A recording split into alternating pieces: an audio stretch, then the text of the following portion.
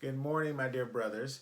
Uh, Today for devotions, I want to talk to you about the power of perspective and the power of perception and how important these things are in our life. You know, the Apostle Paul, he actually stated in Philippians chapter 4, verses 4 through 5, and also in Philippians chapter 4, 8 through 9. I want to read this and I want to talk about it a little bit because he talks, this really is dealing with perception and perspective. He says, "Rejoice in the Lord always. And again, I say rejoice. Let your reasonableness be known to everyone. The Lord is at hand." And then in Philippians chapter 4, verses 8 through 9, it says, "Finally, brothers, whatever is true, whatever is honorable, whatever is just, whatever is pure, whatever is lovely, whatever is commendable, if there's any excellence, if there's anything worthy of praise, think about these things. What you have learned and received and heard and seen in me. Practice these things, and the God of peace will be with you." Now, this is a powerful statement that Paul is saying here because this is a time where Paul is in prison, the church is being persecuted, there are people that are preaching the gospel for selfish gain, and there's just a lot of confusion going on. And even in the church of Philippi, there's some of the leaders were bickering and disputing with one another, and so there's just a lot of chaos and things going on, and there's a lot of discouragement happening as well. And so Paul is telling him, says, listen, says, I want to encourage you here that in everything that you do, that to rejoice always. And again, I say rejoice, and let your reasonableness be known to everyone. And then he talks about how to think on what is true, what is pure, what is honorable, what is commendable, what is lovely, what is worthy of praise. And the reason why I'm saying that is because, there's scientifically, in the mental health arena, there's some terms that are used. One is called neuroplasticity, another one is neurogenesis, and then also there's reconceptualization. And what these terms are based off of they're based off of the understanding that you are what you think, or as Rene Descartes, the famous philosopher, once said, he says, "Caito ergo sum," or "I think, therefore I am." And with that, we're not going to go into all the things that Descartes was talking about, but it is true that what we think, that's what we become.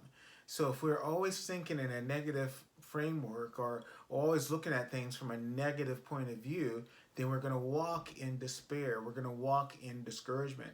In fact, the Bible talks about, that we're not to go to bed angry, because when we go to bed and when we go to sleep and we're agitated or we're irritated, what happens, it actually causes the brain to, when we sleep, we go into the rapid eye movement state, the dream state, and during that state is where melatonin in our brain helps to reproduce serotonin, and the protein in our brain that actually brings calmness, it brings peace, it brings comfort, it brings just like the fruit of the spirit, love, joy, peace, and so, but if we go to sleep irritated, that means our adrenal glands are continuing to produce cortisol, and that cortisol creates stress in our brain, and stress in our mind. And so and it's like our brain goes on martial law, goes on lockdown, and it keeps us from producing that serotonin. And so it can actually, that chemical denial, um, or the chemical imbalance that happens, can cause us to not eat well, and it affects our digestive system, and so we don't eat right, and also when we don't eat right, it can affect our mental health, and so it's like this vicious cycle. And so it's important that we understand that, and Paul is speaking about this, that in every situation we need to make sure we have right thinking, because as I think, therefore I am. And even that means in the when we're dealing with things that are difficult situations. And that's where this first word comes into play. It's something called neuroplasticity. And what this means, it means that the brain is able to change over our lifetime. So we may we may just be negative thinkers all the time. We think of everything in negative. And what happens, our brain develops these pathways and these super highways, so to speak, that causes us to always focus and look at things from a negative point of view. And but because of neuroplasticity, that means that we can put practices in our life by thinking on what is true, what is honorable, what is worthy of praise, and thinking of things differently, that we can actually change, remap our brain, and cause our brain to create super highways that have positive thinking and thinking on the things of God, and trusting in His Word and not walking in despair. And then also there's the word neurogenesis. And neurogenesis actually talks about how our brain over the span of our life always produces new brain cells. And that's like, when people have brain damage, that there's still hope because the brain is constantly producing new brain cells that allows us to be able to our brains to heal and so, because even when we have trauma that happens in our lives, our brains are scarred, and there's a scarring that takes place. But with neurogenesis, our brain is able to reproduce new brain cells that will help us to be able to think differently, and our brains to heal and cause emotional healing within us. And that's why it's so important that when we do struggle, that we do seek counseling, and that we can talk through things and help to restructure the way that we think. And that leads me to the final word, which is reconceptualization. And reconceptualization, basically what this means, it just means to look at things differently.